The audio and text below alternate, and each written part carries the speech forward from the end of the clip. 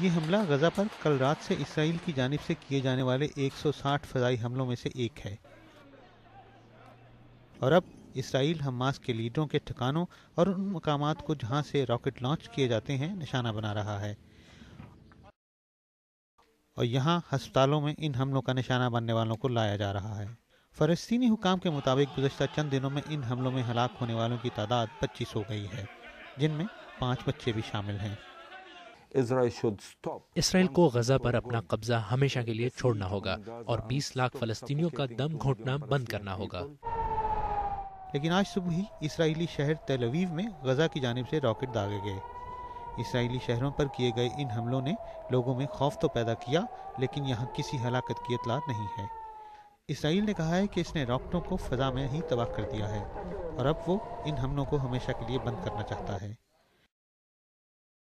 اسرائیل نے غزہ کی سرحد پر اپنے ٹینک تعینات کر دیے ہیں، اور اسرائیلی فوج نے کہا ہے کہ وہ غزہ کی پٹی پر زمینی حملے سمیت تمام ممکنہ اقدامات پر غور کر رہی ہے۔ عارف شمیم، BBC نیوز۔